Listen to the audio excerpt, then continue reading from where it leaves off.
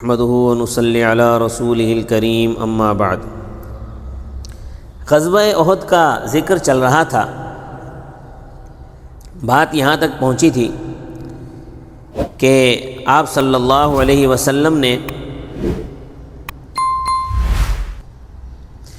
مقام شیخین سے کوچ فرما کر احد کے قریب پہنچے تو صبح کی نماز آپ صلی اللہ علیہ وسلم نے وہاں پڑھائی، تو نماز سے فارغ ہو کر لشکر کی جانب متوجہ ہوئے اور مدینہ کو سامنے اور احد پہاڑ کو پس پشت رکھ کر صفوں کو مرتب فرمایا، اور جو صفیں چند لمحہ پہلے خداوند ذوالجلال کی تعظیم و اجلال کے لیے دست بستہ کھڑی ہوئی تھیں، اب وہ اس کبیر متعال کی راہ میں جاں بازی اور سرفروشی اور اس کے راستے میں جہاد و قتال کے لیے کھڑی ہو گئی۔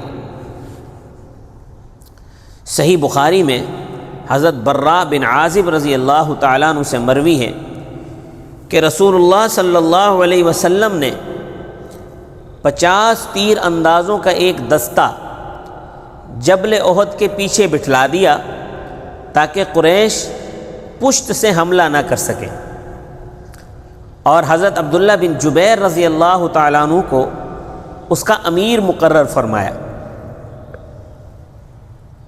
اور یہ حکم دیا کہ اگر ہم کو مشرکین پر غالب ہوتے دیکھو تب بھی یہاں سے نہ ہٹنا، اور اگر مشرکین کو ہم پر غالب ہوتے دیکھو تب بھی اس جگہ سے نہ ہٹنا اور نہ ہماری مدد کے لیے آنا۔ زہیر کی روایت میں یہ ہے کہ اگر پرندوں کو بھی ہم کو اچکتے ہوئے دیکھو تب بھی اس جگہ سے نہ ٹلنا۔ مسند احمد اور معجم طبرانی وغیرہ میں ابن عباس رضی اللہ تعالیٰ عنہ سے مروی ہے کہ رسول اللہ صلی اللہ علیہ وسلم نے یہ ارشاد فرمایا کہ تم اس جگہ کھڑے رہو اور پشت کی جانب سے ہماری حفاظت کرو، اگر ہم کو قتل ہوتے ہوئے بھی دیکھو تو ہماری مدد کے لیے نہ آنا، اگر غنیمت حاصل کرتے ہوئے دیکھو تو اس میں شریک نہ ہونا۔ قریش کا لشکر جرار یہ بھی احد کے دامن میں پڑاؤ ڈال چکا تھا، جس کی تعداد 3000 تھی، جن میں 700 زرہ پوش اور 200 گھوڑے اور 3000 اونٹ تھے، اور شرفائے مکہ کی 15 عورتیں بھی ہمراہ تھیں جو اشعار پڑھ پڑھ کر مردوں کو جوش دلاتی تھی۔ نفسانی اور شہوانی اور شیطانی لوگوں کا دھندہ ایسا ہی ہوتا ہے، اللہ ہم سب کو محفوظ فرمائے۔ ان میں سے بعض کے نام آپ کو بتا دیتا ہوں، وہ جو عورتیں آئی تھیں۔ ہندہ بنت عتبہ، یہ ابو سفیان کی بیوی اور حضرت معاویہ کی والدہ ہیں، یہ بعد میں مسلمان ہو گئی۔ ام حکیم بنت حارث بن ہشام، ابو جہل کے بیٹے اکرمہ کی بیوی۔ فاطمہ بنت ولید، حارث بن ہشام کی بیوی۔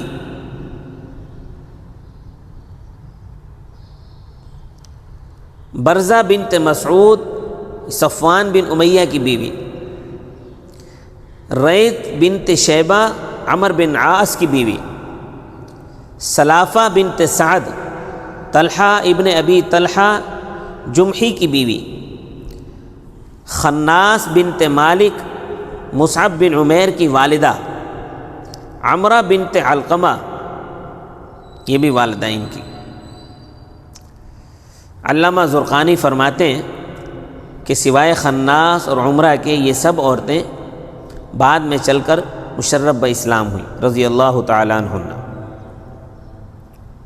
صرف ایک عورت یعنی خناس بنت مالک، یہ جو مصعب بن عمیر کی والدہ تھی، ایک یہ مسلمان نہ ہوئی، اور عمرہ بنت علقمہ ایک یہ مسلمان نہ ہوئی، باقی سارے ہندہ بنت عتبہ، ام حکیم، فاطمہ بنت ولید، برزہ بنت مسعود، ریتہ بنت شیبہ، سلافہ بنت سعد، یہ ساری مسلمان ہوئی بعد میں۔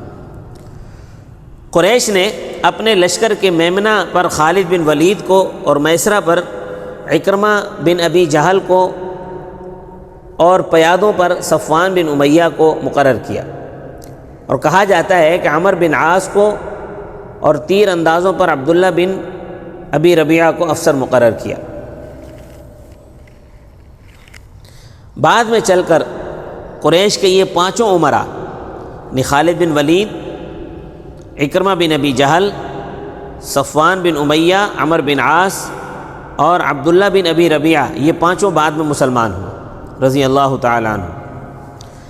اب جب فریقین کی صفیں مرتب ہوئی تو رسول اللہ صلی اللہ علیہ وسلم نے ایک تلوار ہاتھ میں لے کر یہ فرمایا، من یأخذ ھذا السیف بحقہ، کون ہے جو کہ اس تلوار کو اس کے حق کے ساتھ لے؟ تو یہ سن کر بہت سے ہاتھ اس سعادت کو حاصل کرنے کے لیے آگے بڑھے، مگر نبی اکرم صلی اللہ علیہ وسلم نے اپنا دست مبارک روک لیا۔ اتنے میں ابو دجانہ رضی اللہ تعالیٰ عنہ اٹھے اور عرض کیا، رسول اللہ اس تلوار کا کیا حق ہے؟ آپ نے فرمایا، اس کا حق یہ ہے کہ اس سے خدا کے دشمنوں کو مارے یہاں تک کہ خم ہو جائے۔ یہ روایت مسند احمد اور صحیح مسلم میں حضرت انس رضی اللہ تعالیٰ عنہ سے، اور طبرانی میں قتادہ بن نعمان رضی اللہ تعالیٰ عنہ سے، اور مسند بزار میں حضرت زبیر سے مروی ہے۔ حافظ ابو بشر دولابی نے اس حدیث کو کتاب الکنیٰ میں حضرت زبیر رضی اللہ تعالیٰ عنہ سے روایت کیا ہے۔ اس میں یہ ہے کہ آپ صلی اللہ علیہ وسلم نے فرمایا، اس تلوار کا حق یہ ہے کہ اس سے کسی مسلمان کو کبھی قتل نہ کرنا اور اس کو لے کر کبھی کسی کافر کے مقابلے سے فرار نہ ہونا۔ ابو دجانہ رضی اللہ تعالیٰ نے عرض کیا، یا رسول اللہ، میں اس کو اس کے حق کے ساتھ لیتا ہوں، یعنی اس کا حق ادا کروں گا۔ آپ صلی اللہ علیہ وسلم نے وہ تلوار فوراً ابو دجانہ کو مرحمت فرما دی۔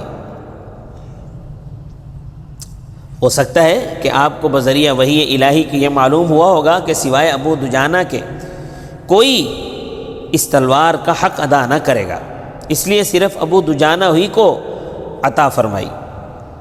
ابو دجانہ یہ بڑے شجاع اور بہادر آدمی تھے۔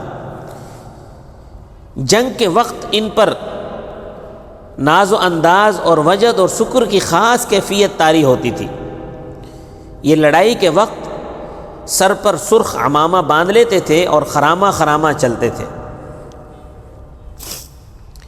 غالباً اس لیے حضرت صلی اللہ علیہ وسلم نے یہ تلوار حضرت ابو دجانہ کو عطا کی، جیسا کہ آئندہ ان کے جہاد و قتال سے معلوم ہوگا کہ کس طرح انہوں نے جہاد و قتال کیا۔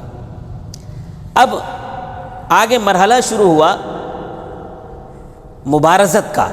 مبارزت کہتے ہیں کہ ایک دوسرے کو، ایک لشکر سے ایک آدمی نکلے اور دوسرے لشکر سے دوسرا آدمی نکلے، اور ایک لشکر سے ایک آدمی نکل کے دوسرے لشکر والوں کو للکارتا ہے کہ ہاں بھئی کوئی ہے میرے مقابلے میں، کوئی ہے تم میں سے جو میرے مقابلے میں آئے؟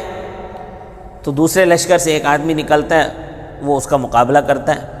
اس کو کہتے ہیں مبارزت۔ اب وقت آیا مبارزت کا، تو مبارزت کن کن کے درمیان ہوئی، یہ انشاءاللہ اگلی مجلس میں بیان ہوگا۔ وما علینا الا البلاغ المبین۔